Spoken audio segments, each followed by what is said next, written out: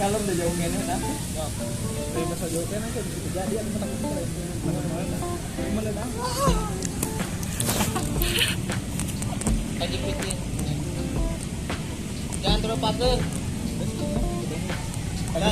Tong pageting. Tok, bismillahirrahmanirrahim. Jangan ya, entar kan terus. Dah, tok. Tok. Pin. Ya.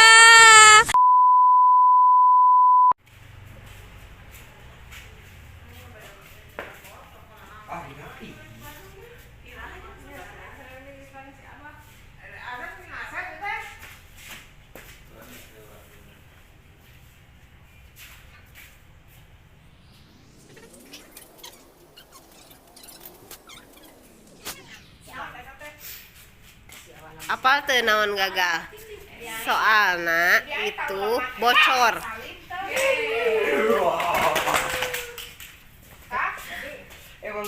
Soalnya itu bocor.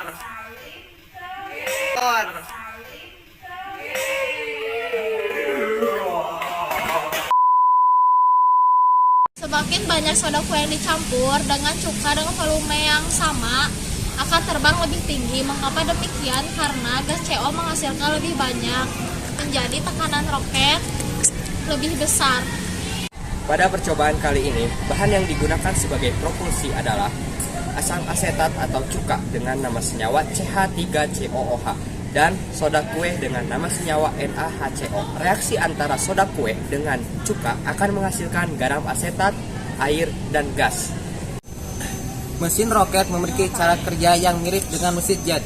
Prinsipnya, dua-duanya mengandalkan sistem propubi atau gaya dorong yang bisa disebabkan oleh propeller, fin, atau propulsi pusri. Roket membakar bahan bakarnya sehingga hasil pembakaran langsung digunakan untuk sistem propulsi atau tentu melewati beberapa tahap yang tidak seperti mesin jet. Jadi yang mendorong roket untuk terbang ke atas adalah terbentuknya gas CO2 yang menumpuk, sehingga meningkatkan tekanan di dalam botol. Dengan semakin dikocok, maka reaksi akan semakin cepat, sehingga gas CO2 yang dihasilkan semakin banyak. Gas CO2 itulah yang menekan penyumbat hingga terlepas, lalu gas CO2 keluar dengan cepat yang menyebabkan roket cuka bisa terdorong dan terbang meluncur ke atas.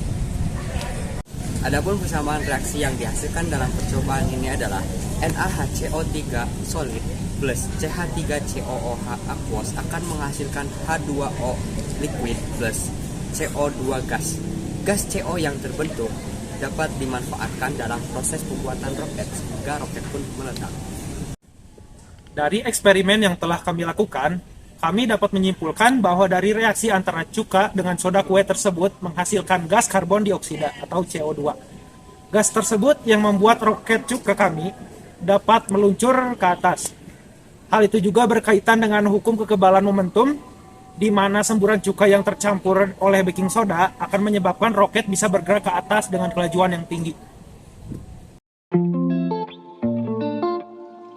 Ketika cuka dan baking soda tercampur, terjadi reaksi di mana mereka berusaha untuk menetralkan satu sama lain, dan proses ini melepaskan karbon dioksida.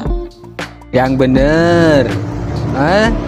Percobaan ini juga menarik dibahas karena berprinsip pada hukum 3 Newton fisika dan reaksi asam basa kimia. Jadi, yang mendorong roket untuk terbang ke atas adalah terbentuknya gas CO2 yang menumpuk sehingga meningkatkan tekanan di dalam botol sehingga gas CO2 yang dihasilkan semakin banyak ketika botol dibalikan dan cuka mengenai soda kue.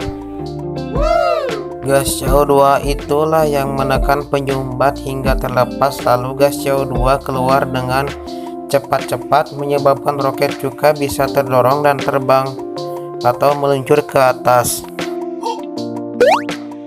Hasil analisis dari percobaan ini adalah semakin banyak soda kue yang dicampur ke cuka dengan volume yang sama akan terbang lebih tinggi.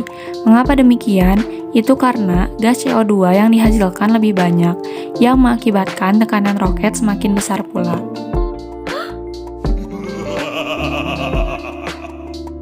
Dalam hal ini, Hukum kekebalan momentum berlaku di mana semburan cuka yang telah tercampur oleh baking soda menyebabkan roket bisa bergerak ke atas dengan kelajuan yang sangat tinggi.